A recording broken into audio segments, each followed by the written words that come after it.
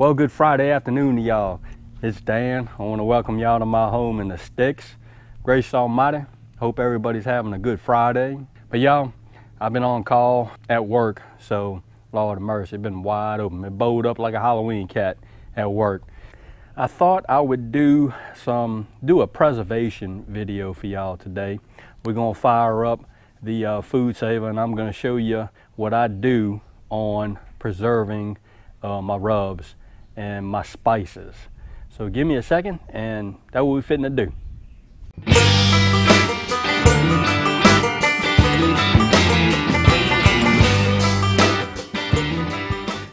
All right, y'all, here we go.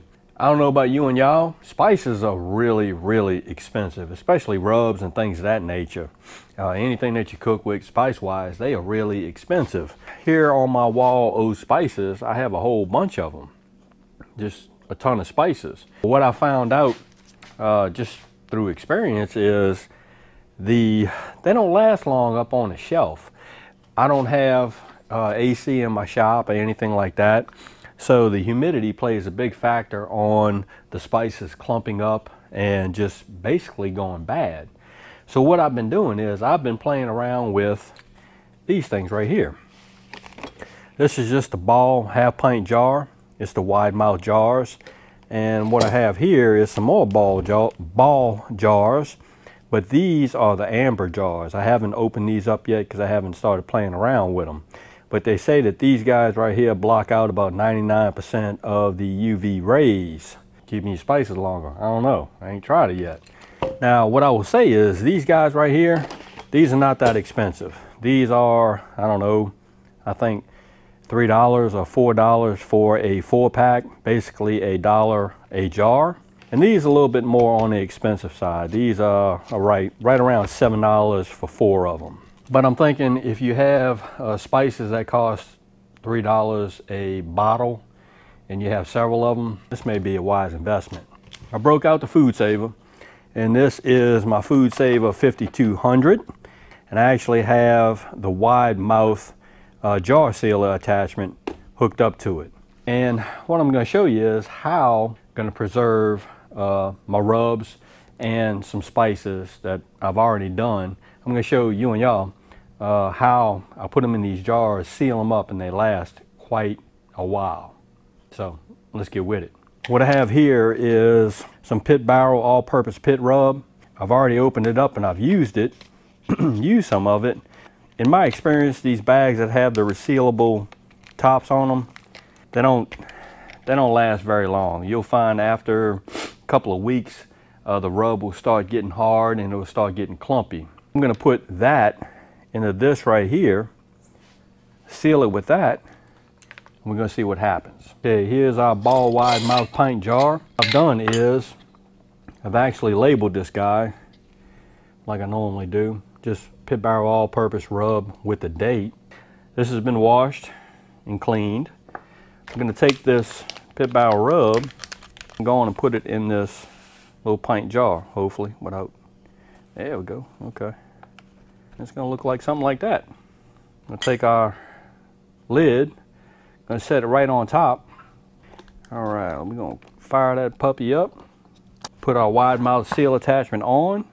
We're going to hit accessory. We'll seal it up. All right, we are sealed up. I'm going to take the jar sealer off, take a check on it. Yes, sealed up really good. Hopefully I can preserve that rub for, I don't know, several months. I don't know, because definitely want to use it. I want to use stuff, you know, fresh stuff on fresh seasonings or rubs on whatever it is that I'm cooking. That's going to be a good way to do it. Let me show you a few things that I've already done. Here's one of some pit barrel beef and game rub that I've done. And as you can see, it's really loose in there. It's not clumping up or anything like that. Here's some Rebel seasoning that I have. This is a local seasoning made in Mississippi, and it is for making like sausage. I make a lot of green onion sausage and stuff like that. Sealed up a bunch of it, and this is 3-2-18. I don't know if you can see that, 3-2-18. You see how loose it is, and it's working. One more thing that I've done spice wise is this is some garlic salt that Mr. Mark and Miss Tina sent me from Bumblebee Junction. I've actually taken it out of the small jar and put it in a bigger jar and vacuum sealed it. And of course I have my label. And you can see how loose it is. It's not clumping or anything like that. I'm here to tell you, this garlic salt is some fine eating too. There's probably a bunch of people that do this. I haven't really done it myself. I've just been wasting rubs and spices because they just get clumped up from just sitting on a shelf not being used. The heat and the humidity here in my shop. Yeah, so I figured why waste the money?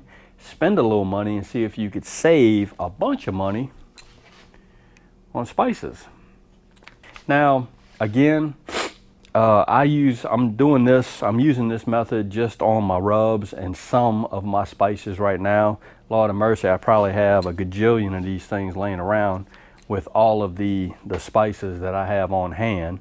But the ones that I'm going to cook with, especially on the pit barrel cooker or the grill, I'm going to try to save those. I'm going to try to save them as long as I possibly can. So I wanted to show y'all what I'm experimenting with as far as trying to preserve my spices and my rubs. If you liked the video, give it a thumbs up. If you haven't subscribed to the Homeless Chicks channel, Lord of mercy, y'all need to come on over here and give me a look, because I'm always doing stuff, really. And with that being said, you know it's coming. Dan is sure enough gonna say it. Don't let nobody dull your shine. I mean, nobody. Especially when you're trying to preserve your rubs and your spices so you can get your cook on. And we will see you and y'all in the next video.